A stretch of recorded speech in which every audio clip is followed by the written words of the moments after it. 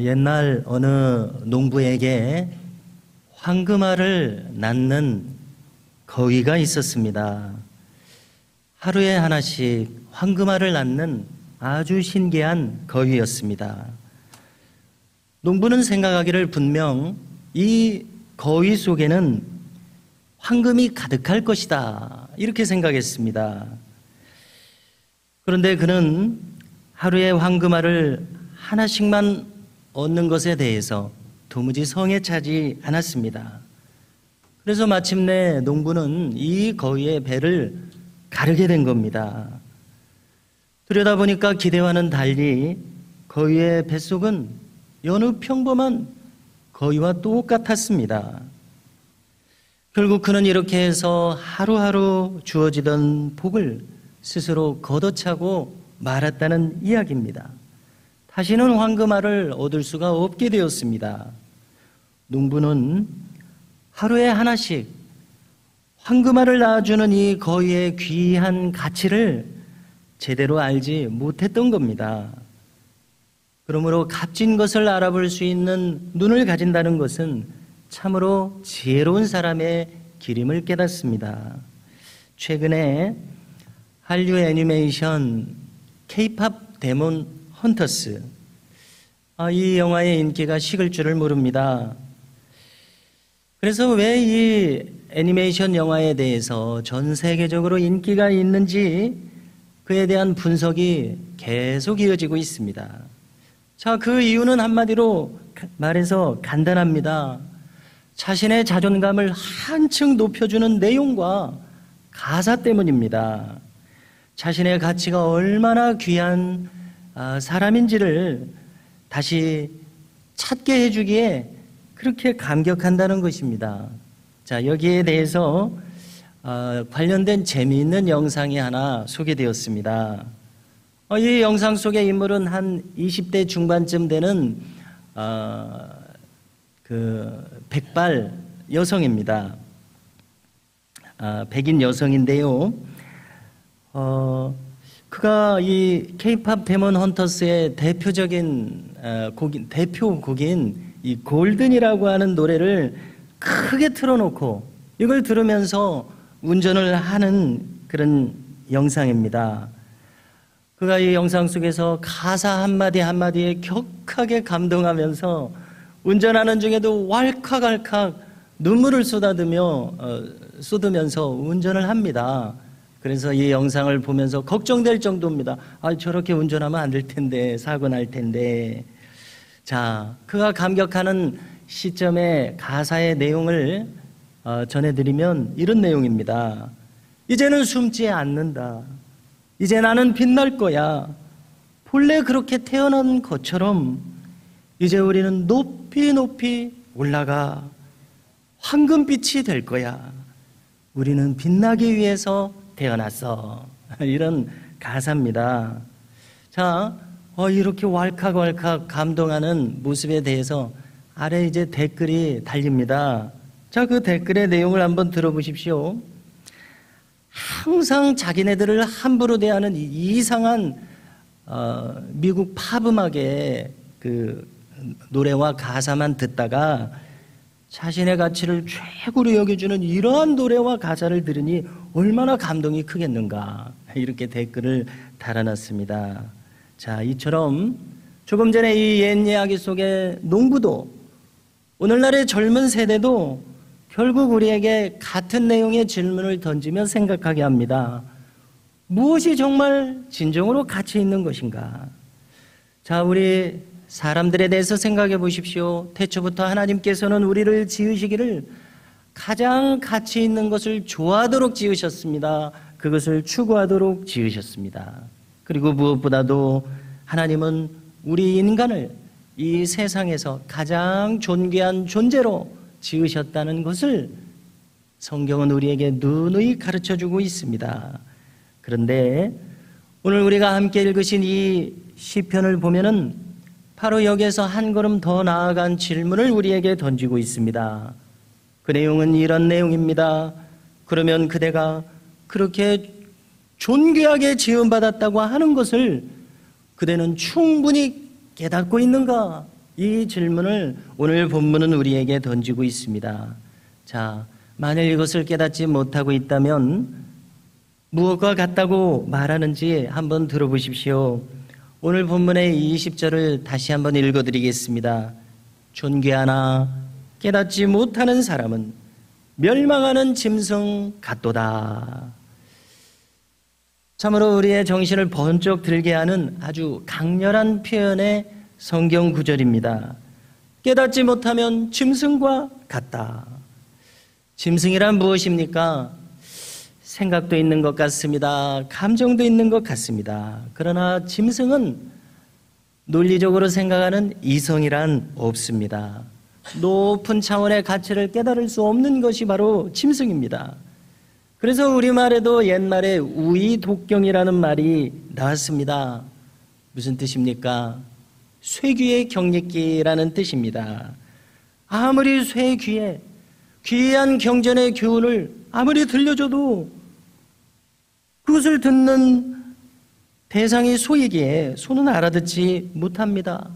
그래서 그렇게 귀한 내용들이 다 그에게는 무용지물이 되고 맙니다. 우리 인간도 마찬가지라는 것입니다. 귀한 것의 가치를 알아보지 못하면 그것은 짐승과 같다는 겁니다. 그러므로 이 자리에 계신 우리 모든 교우 여러분들께서는 진정으로 값진 것을 알아볼 수 있는 참으로 지혜로운 눈과 마음을 가지실 수 있기를 주님의 이름으로 축복합니다. 한 2년 전쯤에 북한을 탈출해서 우리나라에 귀순한 사람 중에 전 쿠바 주재 북한 외교관이었던 이일규 참사라는 분이 계십니다. 이분의 최근 인터뷰를 들어보니까 참 재미있는 대목이 있습니다. 대한민국이 얼마나 건강보험 체계가 잘 되어 있는지 깜짝 놀랐다는 것입니다. 그동안 한 번은 몸이 아파서 병원에 갔다는 겁니다. 그래서 진료를 받고 처방전을 받았는데 이 진료비가 얼마 나왔는지 이야기를 하는데요. 이 진료비가 단 1,000원이 나왔다는 것입니다. 그래서 깜짝 놀랐다는 것입니다. 그래서 미국이나 북한에 비하면은 얼마나 우리나라가 잘 이런 복지가 갖춰진 나라인지를 새삼 일깨워주는 그런 인터뷰였습니다. 또 이 인터뷰를 들으면은 우리가 자유롭게 살 수 있다는 것이 얼마나 귀한 것인지도 잘 알게 됩니다. 한번 생각해 보십시오. 우리는 자유롭게 생각하고 또 자유롭게 말할 수 있습니다. 내가 원하면 어디든지 갈 수 있는 나라에서 살고 있습니다. 내가 원하면 무슨 일이든지 할 수 있는 이런 나라에서 살고 있습니다. 그러나 자유를 빼앗기고 억압 속에서 살아가는 사람들에게는 이것은 그저 먼 나라의 이야기일 뿐입니다. 이런 점에서 저는 가끔씩 탈북한 분들의 인터뷰 내용을 찾아서 보고는 합니다. 그러면은 지금 내가 얼마나 감사한 환경에서 살아가고 있는지 이 감사한 마음을 찾을 수 있어서 좋더라고요. 예. 그래서 찾아보는데요. 오늘 우리가 함께 읽으신 시편에서 주목하는 한 사람이 있습니다. 여기서 주목되는 사람은 땅에 아주 많은 사람입니다. 재산이 아주 많은 사람입니다. 오늘 시편의 시인은 그에게 경고합니다. 인간이란 오래도록 살 수는 없다. 그리고 인간이란 일단 죽으면 그 많은 돈 하나도 두 손에 쥐고서 저 세상으로 가져갈 수 없다. 그래서 이것을 깨닫지 못하고 살아가면 그것은 짐승이나 마찬가지다. 이렇게 경고하는 것이 오늘 말씀의 요지입니다. 예수님께서도 오늘 말씀의 주제를 여러 번 교훈하신 것을 복음서에서 대하게 됩니다. 누가복음 16장을 잘 아실 텐데요. 거기에는 부자와 나사로의 이야기가 나옵니다. 부자는 어떻게 삽니까? 날마다 좋은 옷을 입고 또 날마다 잔치하기 바쁜 삶을 살아갑니다. 그러나 반대로 나사로는 거지였습니다. 그 잔치하는 부잣집 문 앞에 와서 구걸하는 신세가 이 나사로입니다. 자, 이제 시간이 지나서 때가 돼서 두 사람 모두 죽게 되었습니다. 그런데 예수님이 말씀하시는 죽은 후의 처지는 이 두 사람이 완전히 정반대가 됩니다. 부자는 어떻게 됩니까? 저 지옥 구덩이에 떨어져서 물 한 방울을 갈구하지만 그 한 방울조차 얻을 수 없는 그런 신세가 됩니다. 또 그런가 하면 나사로는 이 유대인의 조상 아브라함의 품에 안겨서 편히 쉬는 모습을 보여줍니다. 자, 이 간단한 결과가 보여주는 것은 아주 단순하고 명확합니다. 부자는 가진 것이 많았습니다. 그러나 하나님을 찾지 않았습니다. 그래서 영원한 시간을 하나님과 함께 있을 수 없다는 교훈입니다. 그렇지만 거지 나사로를 보십시오. 비록 이 인생에서는 그만큼 실패한 사람도 찾아보기 어렵습니다. 그렇지만 그는 늘 하나님을 모시고 살았던 것이 분명합니다. 바로 두 사람의 차이는 이 차이였습니다. 나사로에 대해서 좀 더 생각해 보면은요, 아마 성경에서 가장 불행한 사람 중 하나일 것입니다. 조금 더 생각해 보면은 중간에 살다가 무슨 사기를 당했는지, 어쩌다가 벌인 사업이 실패하고 말았는지, 아니면 자연재해로 모든 것을 잃었는지, 아무튼 그런 경제적으로 철저하게 실패한 그런 인생이었습니다. 또 거기에 그치지 않고 건강도 완전히 잃어버렸습니다. 그렇지만 분명한 한 가지는 그는 일평생토록 하나님을 모시고 살았다는 바로 이 점입니다. 그래서 이 점을 생각할 때에 그는 다른 건 몰라도 마음만큼은 부자로서 살았습니다. 그 결과 그는 영원토록 하나님과 함께 영생복락을 누린다고 예수님은 말씀합니다. 이 내용을 주목해 보십시오. 얼마나 확실한 교훈을 우리에게 주고 있습니까? 그런가 하면 예수님은 다른 기회에 또 비슷한 교훈을 주시는데요, 한 부자 청년 관원을 제자로서 초청하신 이야기를 아실 것입니다. 자, 이 청년은 젊은 나이에 고위직에 올랐습니다. 그래서 젊은 나이지만 부유함도 가졌습니다. 명예도 가졌습니다. 한마디로 말해서 모든 것을 가진 그런 사람이었습니다. 뿐만 아니라 여기에 신앙적인 면에서도 아주 관심이 깊었습니다. 그래서 예수님께 나왔던 겁니다. 그리고 자신만만하게 예수님께 여쭙니다. 그가 던진 질문은 아주 고상한 질문이었습니다. 예수님, 어떻게 하면 제가 영생을 얻을 수 있겠습니까? 아주 높은 차원입니다. 이때에 주님의 대답은 성경에서 이렇게 됩니다. 하나님의 계명을 지키면 영생을 얻게 되느니라. 자, 그러자 이 젊은이가 대답을 하는데요, 예수님, 저는 그것을 어려서부터 다 지켰습니다. 자, 이 대답을 한번 주목해 보십시오. 인생을 오래도록 사신 분들은 다 깨달을 수밖에 없습니다. 우리는 계명을 다 지키며 살 수 없구나.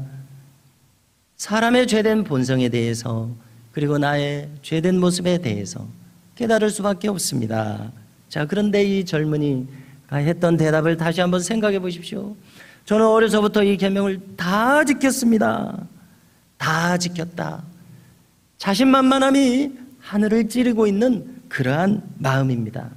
자, 이때 이 젊은이를 보고서 예수님이 말씀하십니다. 그대에게는 오히려 한 가지 부족한 것이 있다. 그대의 재산을 팔아서 가난한 사람들에게 다 나눠주도록 하라. 그리고 나를 따르라. 나를 따르라. 우리가 복음서에서 보면 이 청년에게만 하신 말씀이 아닙니다. 베드로에게도 이 말씀을 하셨습니다. 즉시 어구들을 그대로 두고 그는 일어나서 예수님을 쫓았습니다. 세관에 앉아 있었던 마태에게도 주님은 나를 따르라고 하셨습니다. 그러자 그 자리에서 일어나서 주님을 따르는 그러한 장면을 우리는 기억하실 것입니다. 그러나 이 부자 청년 관은 성경은 설명합니다. 그가 큰 재산을 가졌으므로 근심하더라. 슬픈 표정이 성경에 나오는 그의 마지막 표정이었습니다. 그리고 성경에서 다시는 이 젊은 부자 청년 관원의 이야기를 우리는 들을 수 없습니다. 이렇게 그는 하나님 나라의 이야기에서 완전히 사라지고 말았습니다. 자, 그런데 재미있는 것은 지나간 교회의 역사 속에서도 비슷한 이야기가 얼마든지 찾아진다는 점입니다. 잘 아시는 성 프란시스를 한번 생각해 보십시오. 그도 부잣집 도련님이었습니다. 그렇지만 그가 청년 시절을 지내면서 전쟁 포로로 사로잡혀가서 죽도록 고생하고 또 간신히 풀려나서 고향에 와서도 죽을 병에 걸렸다가 살아납니다. 그러자 그제서야 그는 하나님을 진지하게 찾습니다. 그리고 친구들과 그렇게 좋아하던 향락을 다 내던지고 아주 고귀한 것을 찾아서 주의 제자가 되는 것이 성 프란시스의 이야기입니다. 그런가 하면 성 안토니라는 인물도 마찬가지입니다. 그는 이집트에서 손꼽히는 부잣집 아들이었습니다. 그렇지만 이 운명이라고 하는 것이 얼마나 가혹한지 하루아침에 마차 사고로 사랑하는 부모님을 둘 다 잃고 말았습니다. 이렇게나 큰 일을 당하자 이제 그는 진지하게 하나님을 찾은 것이 그의 신앙 이야기입니다. 이런 이야기를 대할 때에 아마 우리 사람들은 스스로 깨닫지 못하는 그런 형편에 있는 것 같습니다. 아무래도 우리가 두 눈으로 똑똑히 보면서 살아가는 이 세상 속에서 보이지 않으시는 하나님을 찾도록 우리에게 요구하시는 바로 이러한 점 때문에 우리는 스스로 깨닫기가 어려운 그러한 처지에 있는 것 같습니다. 성도 여러분, 한번 조용히 생각해 보십시오. 우리의 생에 많은 것들이 있습니다. 그 중에서 가장 귀한 것이 무엇인지 한번 손꼽아 보시겠습니까? 자, 어떻게 대답하시겠습니까? 오늘 성경의 교훈을 대하면서 그것은 바로 단연코 바로 신앙을 내가 가지게 되느냐 그렇지 못하게 되느냐의 문제입니다. 사도 바울은 우리에게 뼈아픈 한마디를 하고 있습니다. 믿음은 모든 사람의 것이 아니라. 자, 이 믿음이 모든 사람의 것이 아닙니다. 그렇다면 믿음을 가진 사람이 되었다는 것은 이것은 나에게 가장 중요한 한 가지를 가지게 된 놀라운 행운임을 깨닫게 됩니다. 자, 우리가 일상생활을 살면서 흔히 하는 말이 하나 있습니다. 그것은 첫 단추를 잘 채워야 한다는 말입니다. 아마 경험들이 한 번씩 있으실 것입니다. 바쁜 출근길이나 혹은 학교에 등교하려고 하는데 오늘따라 이 단추가 있는 옷을 입었습니다. 그런데 허겁지겁 준비하는데 단추가 지금 잘못 어긋나게 끼워져 있습니다. 첫 단추가 잘못 채워져 있습니다. 그러면 어떻게 해야 합니까? 다시 다 풀고서 처음부터 잘 채워야지만 밖에 나가서 사람들 보니까 그렇게 해야 되지 않습니까? 이러한 경험이 다 있으실 텐데요. 신앙이란 바로 이와 같습니다.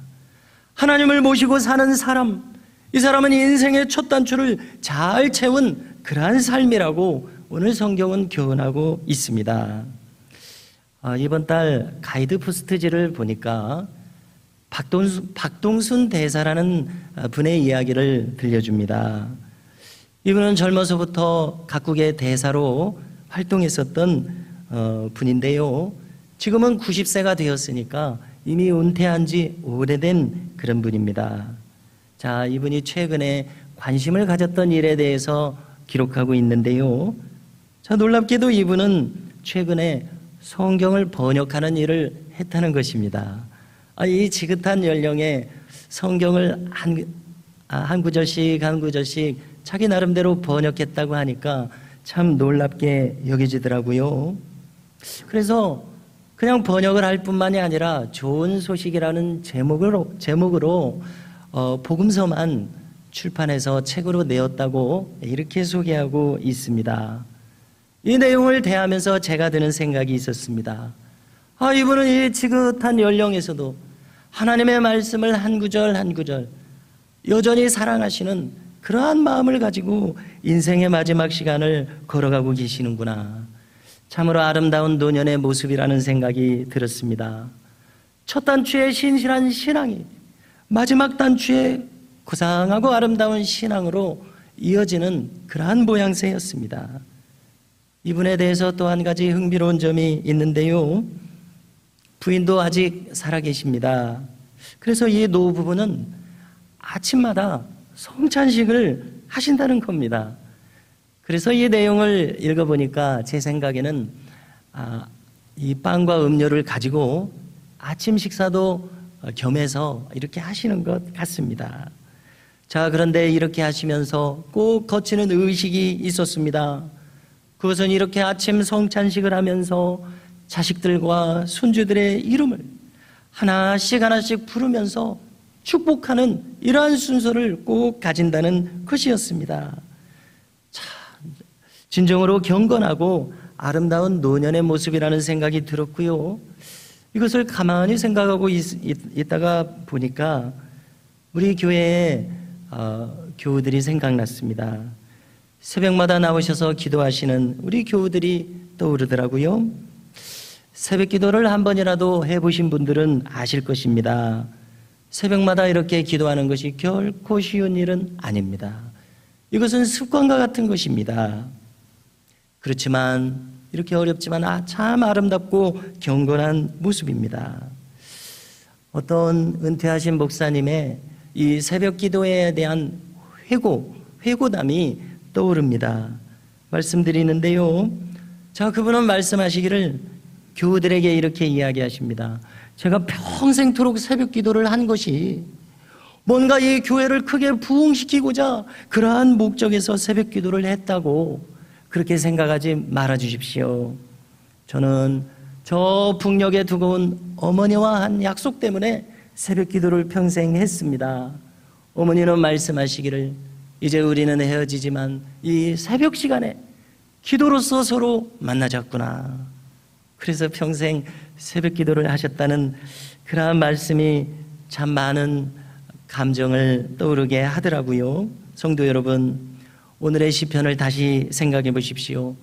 오늘 시편의 시인은 우리의 정신을 일깨우고 있습니다. 다시 한번 들어보십시오. 존귀하나 깨닫지 못하는 사람은 멸망하는 짐승 같도다. 생각해 보십시오. 아니, 짐승이라니요. 우리가 가야 할 길은 그런 길이 아닙니다. 우리가 갈 길은 전혀 다른 길입니다. 우리가 오늘 이처럼 명절을 맞이하고 있는데요, 우리가 깨달아야 할 것은 우리에게 주신 가족이 귀하다는 것, 신앙이 귀하다는 것, 무엇보다도 나를 존귀한 하나님의 형상을 따라 귀한 존재로 지으셨다는 것, 그리고 그리스도의 생명을 대가로 치를 만큼 나를 그렇게 사랑하신다는 것, 바로 이것을 깨닫는 마음이 가장 귀한 길임을 우리가 알 수 있기를 바랍니다. 하나님께서 우리를 부르신 길은 이 존귀한 것을 깨닫고 살아가는 모습입니다. 이 길을 걸어가시는 우리 모든 성도님들 되시기를 주님의 이름으로 축복합니다.